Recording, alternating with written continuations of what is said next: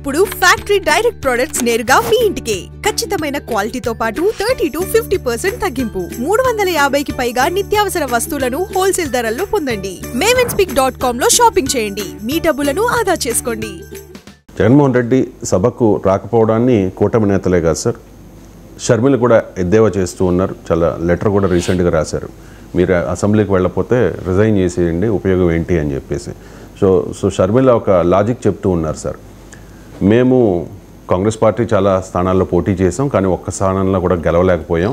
మీరు 11 మంది గెలిచారు, అయినా కూడా సభకు వెళ్ళట్లేదు, మీకు మాకు తేడా లేదు కదా అని చెప్పేసి. తేడా లేదంటారా? సభలో లేకపోవడం తప్ప మిగతాదంతా తేడానే కదా. సభలో వెళ్ళడం తేడా లేకపోవడం అనే ఉంటుంది రాజకీయాల్లో. ఇప్పుడు అలా అంటే కమ్యూనిస్ట్ పార్టీలకు సభలో రిప్రజెంటేషన్ లేదు అంటే మరి తేడా లేదా? వాళ్ళకు వైసీపీ కమ్యూనిస్ట్ పార్టీలు ఒకటేనా? సో 40% ఓట్లు వచ్చిన పార్టీ, 1% ఓట్లు వచ్చిన పార్టీ తేడా లేకుండా ఎట్లుంటుందండి?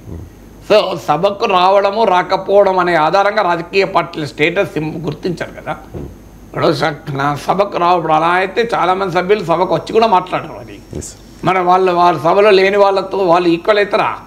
సభలో ఒక్కరోజు కూడా మాట్లాడిన 5 ఏళ్ళు నోరు విప్పిన వాళ్ళు కూడా ఉంటారు. మరి వాళ్ళు వీళ్ళు ఒకటవుతారా?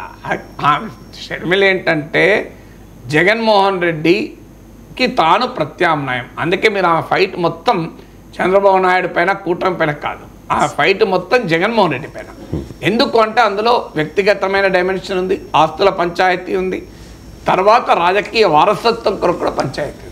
సో అందువల్ల జగన్మోహన్ రెడ్డి స్పేస్ను తాను ఆక్రమించుకోవాలని అనుకుంటోంది కనుక పదే పదే జగన్మోహన్ రెడ్డిని టార్గెట్ చేస్తుంది, జగన్మోహన్ రెడ్డితో కంపేర్ చేస్తుంది. అందుకే మీరు సీరియస్ స్టేట్మెంట్ తీయండి, రాజశేఖర రెడ్డి వారసుడు జగన్ కాదు, రాజశేఖర రెడ్డికి జగన్కు సంబంధం లేదు, సో రాజశేఖర రెడ్డి వారసత్వం కాదు అనేది ఎస్టాబ్లిష్ చేస్తోంది. జగన్ ప్రత్యామ్నాయం కాదు అని చెప్పదలుచుకుంది. కానీ నిరంతరం జగన్మోహన్ రెడ్డిని టార్గెట్ చేయడం ద్వారా షర్మిల ప్రత్యామ్నాయంగా ఎదగదు. షర్మిల ప్రత్యామ్నాయంగా ఎదగాలంటే చంద్రబాబు నాయుడు నాయకత్వంలో కూటమి ప్రభుత్వం పైన ప్రజా సమస్యలపై పోరాడడం వల్ల ఎదుగుతుంది. షర్మిల రాజకీయ వ్యూహంలోనూ తప్పుంది. జగన్మోహన్ రెడ్డిపై పోరాటం వల్ల ఆమె ప్రత్యామ్నాయంగా ఎదగదు. నిజంగానే ఆమె జగన్మోహన్ రెడ్డిని దెబ్బతీయాలని కోరుకుంటే, జగన్మోహన్ రెడ్డి ప్లేస్లో తాను రావాలి అని కోరుకుంటే, వైఎస్ఆర్ కాంగ్రెస్లో ఉన్న వాళ్ళందరూ కూడా కాంగ్రెస్ వాళ్ళే కనుక జగన్మోహన్ రెడ్డి స్పేస్లోకి షర్మిల వస్తే వైఎస్ఆర్ కాంగ్రెస్ వాళ్ళు ఒకటే, రాజశేఖర రెడ్డి కొడుకు కూతురు. అందువల్ల ఆ స్పేస్ తాను ఆక్రమించుకోవాలనుకుంటే ఆమె ఫైట్ చేయాల్సింది కూటమి ప్రభుత్వం పైన, ఫైట్ చేయాల్సింది జగన్ పైన కాదు. సో జగన్ను టార్గెట్ చేయడం ద్వారా ఒక రకంగా జగన్కు ఉపయోగపడుతుంది. ఆమె తనకు తాను నిర్వీర్యం చేసుకుంటోంది. ఎందుకంటే ప్రజల ముందు ఆమె ఎవరితో ఫైట్ చేస్తోంది? ప్రభుత్వంతో ఫైట్ చేయడం లేదు, ప్రతిపక్షంలో ఉన్న నాయకులతో ఫైట్ చేస్తోంది.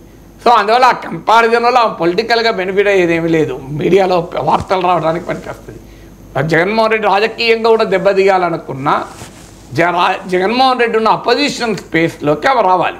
జగన్మోహన్ రెడ్డి ఉన్న అపోజిషన్ స్పేస్లోకి ఎప్పుడు వస్తుంది?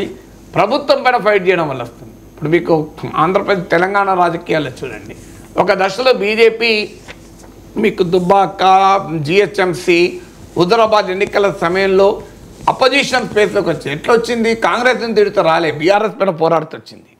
కాంగ్రెస్ని తిట్టడం వల్ల వచ్చిందా? బీఆర్ఎస్ పైన పోరాటం వల్ల వచ్చింది. ఇవాళ బీఆర్ఎస్ కూడా బీజేపీని తిడుతూ రాలే ఆ స్పేస్లోకి, కాంగ్రెస్తో పోరాటం చేయవలసి వచ్చింది.